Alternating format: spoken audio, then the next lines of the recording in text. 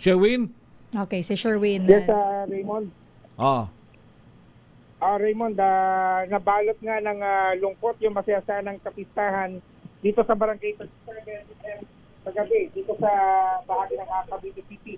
Ngayon usang naman yung malakas na ulan. Pero kagabi, hindi ulan yung nagtakas sa lugar nila, kundi yung napakalakas na daluyong o agos mula doon sa dagat na dito nga ay sila nakaharap sa Manila Bay dahilan para sa maraming bahay na halos sa 1,000 kabahayan yung hinampas ng malalakas na alon sa kahabaan nga nitong dalampasigan ng Cavite City na matatagpuan yung mula Barangay Dalahican hanggang sa Barangay 30 Alpha, kung saan itong mga kabahayan na ito ay nagtamo ng malalaking danyos dahil sa halos 2 palapag na lakas o taas ng alon na humampas at nag-iwan nga ng napakaraming basura dito nga sa mga baybaying bahay sa loob nitong barangay itong Cavite City.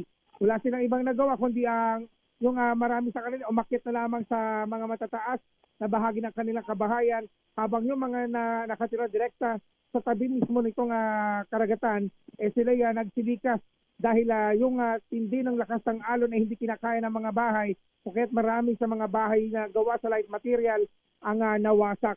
Dito nga sa Barangay 30, kausap natin kanina, yung kanilang administrator doon, di ko lang napasana yung phone, hindi ko na si Oni Villaflor, ang administrator ng Barangay 30M, na i-describe, nilarawan niya yung lakas at yung taas ng hampas ng alon na naranasan nila kagabi. Pakinggan natin si Oni Villaflor. Nung unang gabi, nung alas 6, okay pa nung mga bandang alas 7, tumataas na po yung tubig at sumasabay na rin po yung dating ng bagyo. Kaya po doon na nagkaroon ng mga problema ang barangay at nilikas namin ng mga tao.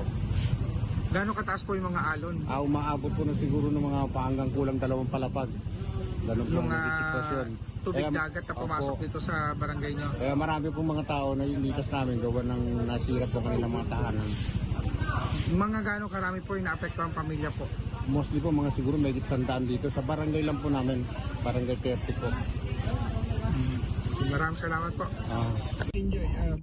Ngayon Raymond, nasa mga evacuation center yung mga inidikas sa mga pamilya habang marami naman sa mga nandito sa Main Street itong Barangay 37 mga nagsimula na sana maglinis, subalit nagsimula na namang umulan, so marami pa rin yung naiwan ng mga debris na mga kalat mula doon sa iniwang basura galing sa karagatan itong daluyong epekto ng bagyong si Uwan. May panawagan lang dito si Kagawad pangalan niyo po? By Bernal po. Si Kagawad by Bernal ng Barangay 37M dahil may nawawala daw sa inyo? Hindi po, kasi hindi naman siguro yung delay pa ng alamang. Ngayon po, dumating po sila, yung lalamog, ang problema, nakatakbo yung sakyan na iwan. Siguro naman, baka naglakat-lakat lang yun dahil walang biyahe. Ang kagabi po, nangyari po sa amin talaga puspusan po, ginawa namin ng lahat ng aming kagawad. Sa dami po nag-evacuate, talaga dinala po namin sa eskwelahan po. Talaga sobrang kalalaki ng alon. Marami nga po natirang bahay dito. Meron naman na sugatan, gawa ng paha, na biyak ang paha, tinakbo namin ng hospital.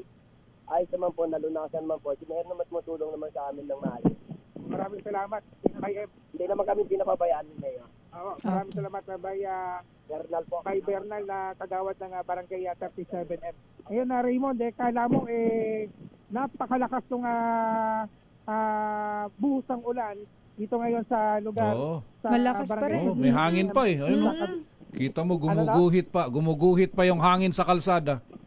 Ngayon, bumuhos yung malakas sa ulan. Nagpapasalamat ng mga tao na hindi sumabay ito kagabi doon sa paghampas ng daluyong. Doon sa paghampas ng daluyong, kung sasabay daw yung ulan, mukhang abuti ng dibdib yung tubig dito sa mga dulong barangay ito nga Cavite City.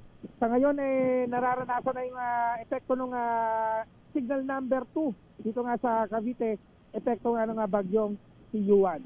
Yan ang DZRH News, RH6, Sherwin Bat Alfaro, DZRH, una sa Pilipinas, una sa Pilipino. Daming